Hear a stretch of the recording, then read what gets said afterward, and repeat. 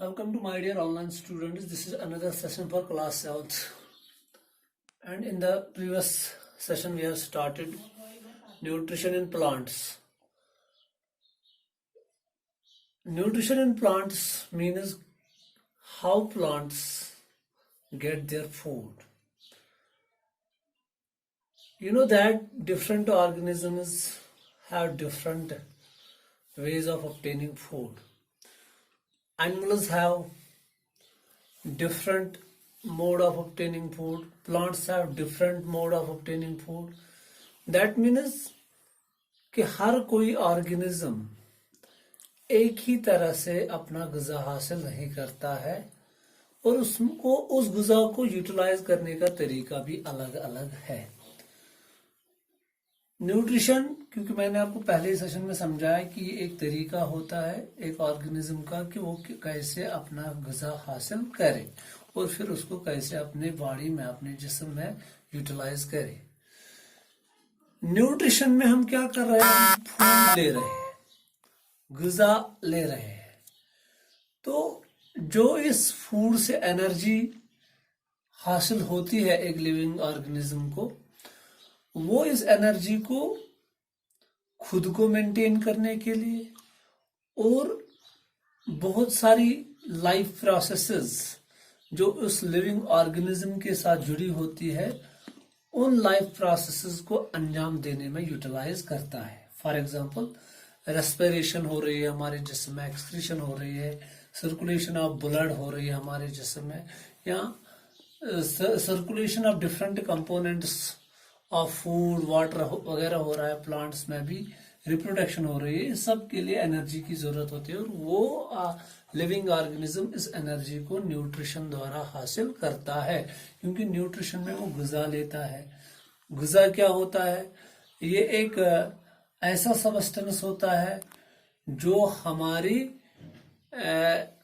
Demand of life पूरी करता है। मिसाल के तौर पर हमें इसी न्यूट्रिशन से, इसी ग़िज़ा से हम जिंदा रह सकते हैं और बहुत सारी लाइफ प्रोसेस हम इससे कैरी आउट कर सकते हैं।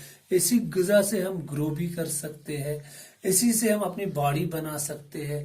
अगर कोई जिस्म का हिस्सा डैमेज हो जाए तो अगर हम ग़िज़ा नहीं लेंगे तो फिर वो रिपेयर भी नहीं हो जाएगा। इसी तरह इससे हमें सभी लाइफ प्रोसेसेस को अंजाम देने में मदद मिलती है न्यूट्रेंट्स से। डिफरेंट टाइप्स ऑफ न्यूट्रेंट्स होते हैं ग़िज़ा में।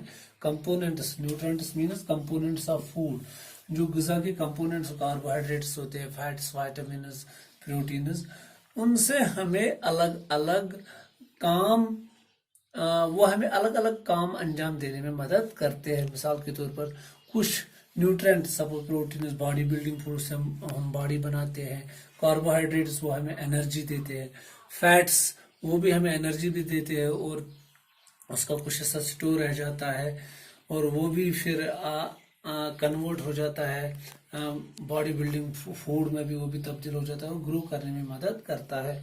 तो ये जो प्लांट्स की जो न्यूट्रिशन है, ये दो तरह की होती है। ये दो तरीके से अपनी डिमांड, अपनी ग़िज़ाई डिमांड फुलफिल कर सकते हैं। एक होती है ऑटोट्रॉपिक न्यूट्रिशन और दूसरी क्या होती है? Heterotrophic nutrition. और जो ऑटोट्रॉपिक न्यूट्रिशन होती है उसमें क्या कर रहा है, एक प्लांट, एक ग्रीन प्लांट क्या कर रहा है? अपना ग़िज़ा खुद बनाता है। कहाँ से? सिंपल सबस्टेंसेस से। और वो सिंपल सबस्टेंस कौन कौन होता है? Carbon dioxide and water. उनसे उनको वो उन्हीं सिंपल सबस्टेंसेस का सहारा लेकर और आफताब की रोशनी का सहारा लेकर क्या होता है, वो इन सिंपल सबस्टेंसेस को ग्लूकोज में तब्दील करते हैं, कार्बोहाइड्रेट्स में तब्दील करते हैं।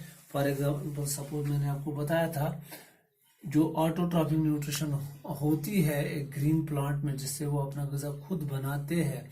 ऑटोट्रॉपिक न्यूट्रिशन वो तरीका होता है जिससे एक ग्रीन प्लांट अपना ग़िज़ा खुद बनाते हैं। हमारा एक प्रोसेस है, उसका नाम है फोटोसिंथेसिस। फोटोसिंथेसिस से अपनी न्यूट्रिशनल डिमांड फुलफिल करते हैं।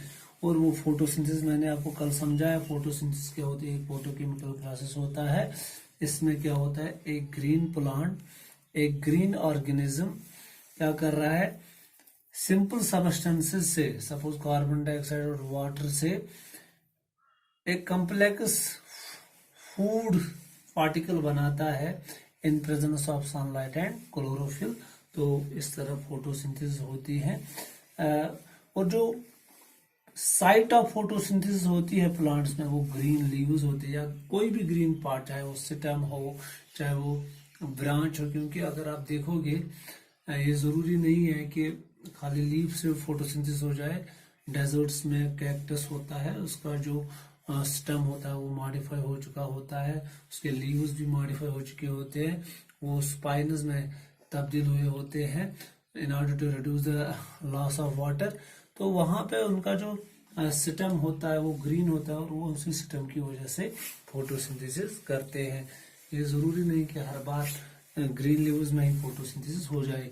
और ग्रीन लीव्स में भी क्या होता है, क्योंकि सेल्स के बने होते हैं, उन सेल्स में एक सेल ऑर्गेनेली होती है क्लोरोप्लास्ट्स, और क्लोरोप्लास्ट्स में एक्चुअली फोटोसिंथेसिस हो रही है। और इन्हीं क्लोरोप्लास्ट्स में क्या होता है, ग्रीन पिगमेंट होता है, क्लोरोफिल होता है, और वही सनलाइट की एनर्जी को ट्रैप करके कार्बन डाइऑक्साइड और वाटर को ग्लूकोज में तब्दील करता है। जिस तरह मैंने यहाँ पे, अगर मैं लिखूंगा यहाँ पे क्या होता है फोटोसिंथेसिस, कल भी मैंने लिखवाई थी फोटोसिंथेसिस की डिफिनीशन, और अब आज भी लिखोगे। It is defined as a photochemical process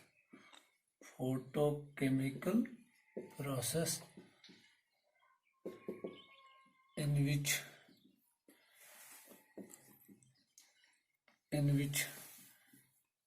green plants make their own food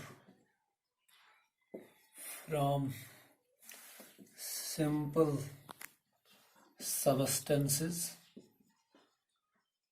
like carbon dioxide and water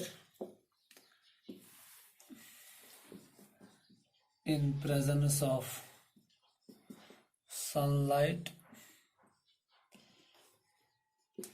and chlorophyll। इसी का नाम क्या है, फोटो।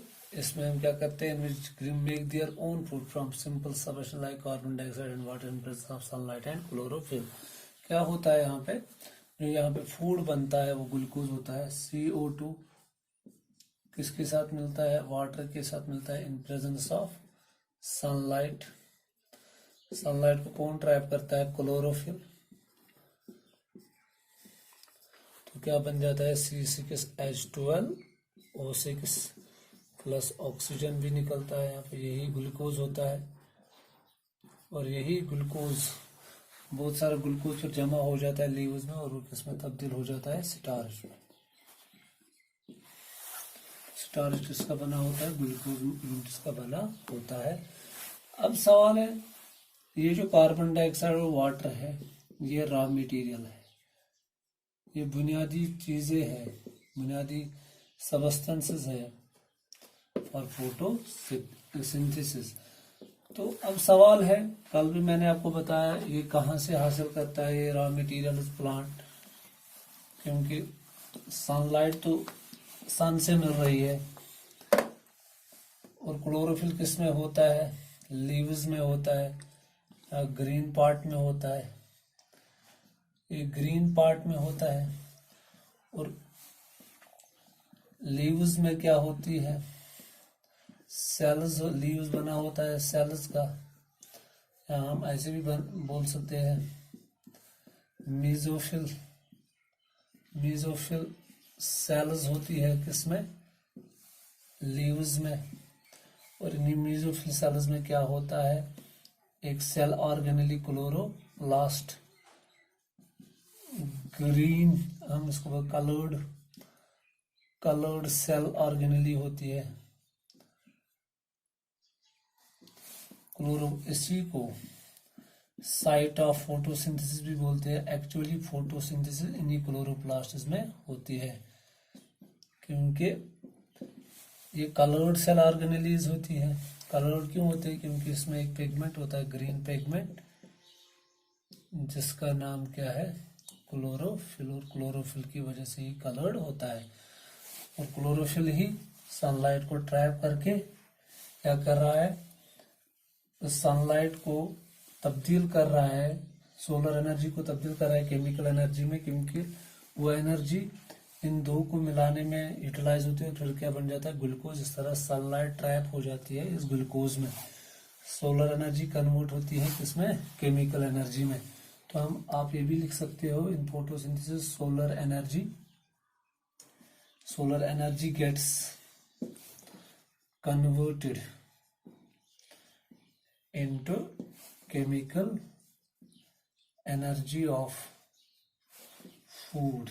जो फूड में फिर केमिकल एनर्जी होती है उसी में ये कन्वर्ट हो जाती है। और ये सारा कन्वर्जन किसकी वजह से होता है? क्लोरोफिल की वजह से। अब सवाल है, कार्बन डाइऑक्साइड कहाँ से हासिल करता है? कार्बन डाइऑक्साइड एनिमल्स छोड़ते हैं और ये एनवायरनमेंट में होता है, एटमॉस्फेयर में होता है, तो एटमॉस्फेयर से ये ऑब्टेन करता है। Atmosphere, from atmosphere plants obtain from atmosphere plants obtain carbon dioxide. कैसे हासिल करता है? जिस तरह हमारे जिस्म में, एक इंसान के जिस्म में रेस्पिरेटरी सिस्टम होता है, इसी तरह इनमें भी एक सिस्टम है जिसको हम बोलते हैं स्टोमेटा।